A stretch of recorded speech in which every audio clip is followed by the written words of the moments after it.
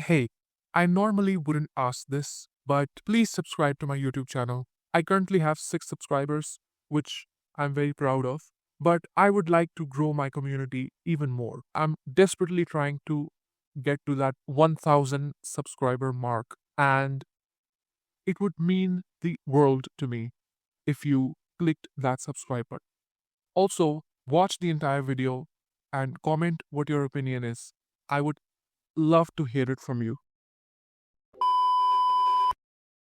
We're entering in a very special age of the internet, the kind of era where people call themselves AI artists, and with a straight face too. The kind where pressing Control plus Enter is apparently equal to 10 years in art school. Now, all you need is a keyboard, a couple of edgy prompts, and a burning desire to be smug on Twitter. That's it.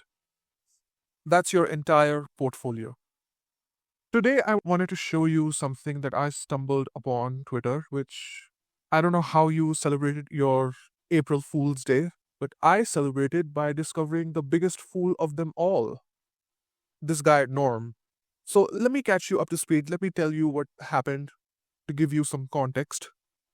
We start by showing the tweet of the user Emma. Her tweet was about celebrating Transgender Day of Visibility. Basically saying trans rights are human rights, and if you are trans, I accept you for who you truly are. A pretty wholesome tweet, and nothing wrong, nothing controversial, just celebrating Trans Day of Visibility. That's it. And in come this guy called Norm, self proclaimed AI artist with commissions open, I might add. He said, to celebrate you, I generated a Ghibli-style art. In brackets, DM for the watermark free version.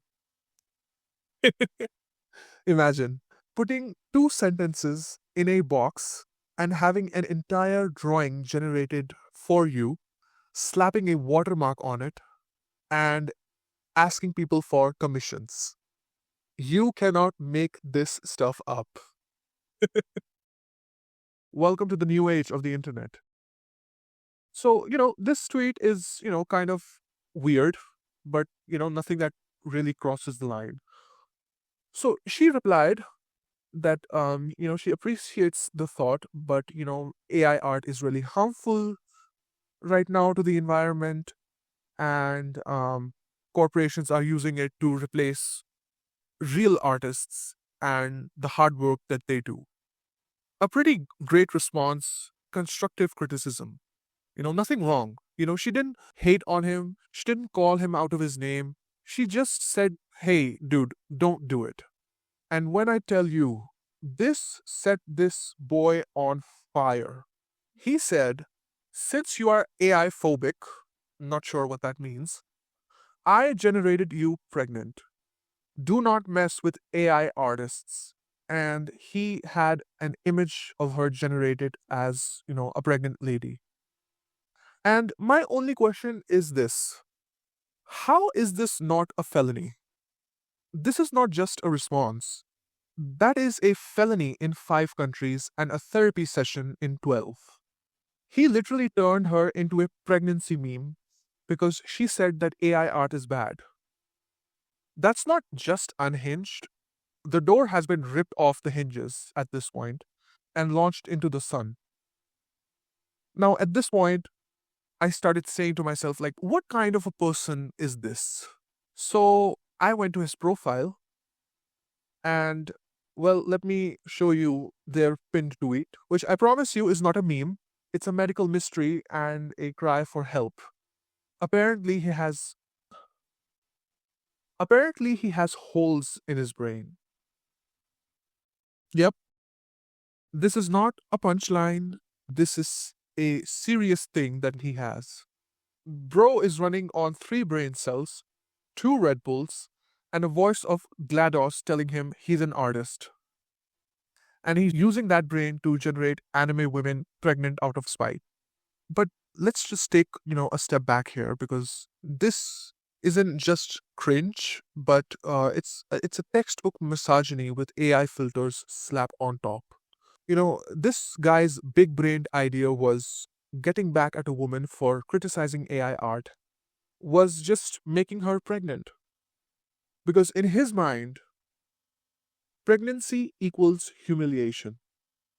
Like, haha, gotcha. Now you're a woman who's had sex. The implication isn't even subtle. It's the age old belief that women being sexual or women being seen as sexual is degrading, which is wild because he just invented a whole scenario where Emma gets railed and then acts like he won. It's less quote unquote owning the libs and more, I don't understand how consent, gender, or human dignity work, but I do have Photoshop. And you know what? This isn't just art. This isn't activism. This is a guy using AI to simulate revenge porn and calling it a gotcha. And that's the real danger. Not just tech, but people who think weaponizing it is a flex. And the scary thing is, this kind of behavior, it actually falls into a legal gray area right now. There's no real protection against someone using AI to humiliate or violate your image. As long as there's no nudity, it's like the law shrugs and just walks away. But morally, this is harassment.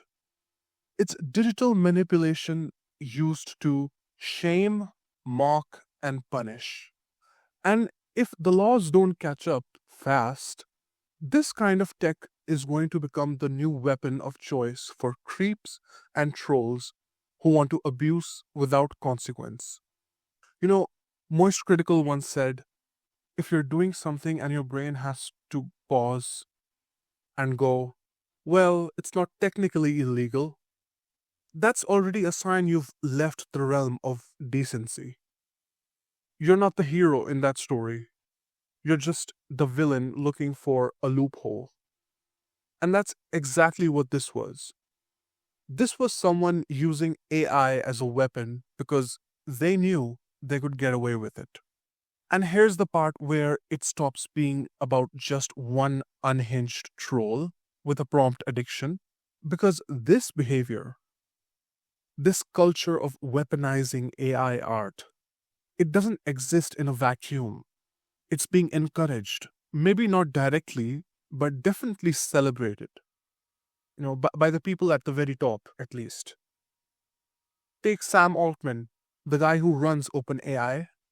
Recently, he changed his profile picture to Ghibli-style AI generated version of himself and posted about how y'all aren't ready for version 2 of their image model, etc., etc. That's not just hype, that's him pouring gasoline on a system already spiraling out of control.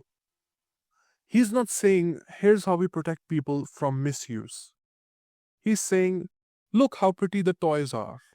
And when people start using these toys to harass, humiliate, and violate others, he just shrugs.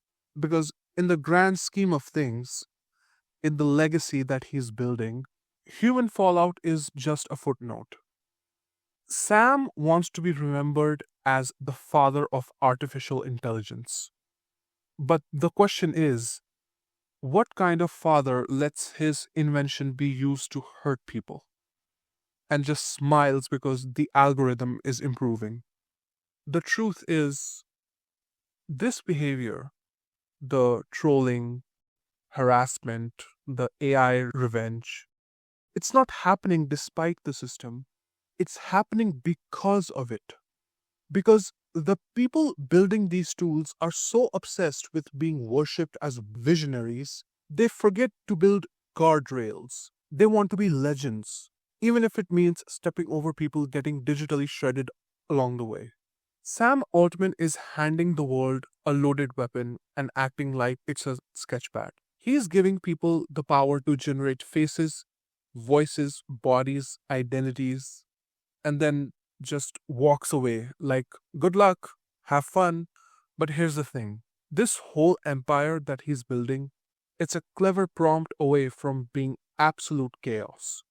You can slap as many safety protocols as you want on these systems, but we all know someone, somewhere, someday is going to break through. It's not a matter of if, it's a matter of when. Some user is going to trick the AI into doing something it should have never done, something catastrophic, something irreversible. And the second that happens, boom, fallout, PR disaster, stock crash, congressional hearings. It's going to make Facebook's data leak era look like child's play. Because this isn't just a tool, this is power, cultural power, narrative power, identity power. And I don't think Sam Altman is prepared for what happens when the wrong person uses it at the wrong time, in the wrong way. He's so focused on being the father of AI, he forgot what happens when your kid grows teeth and starts biting people.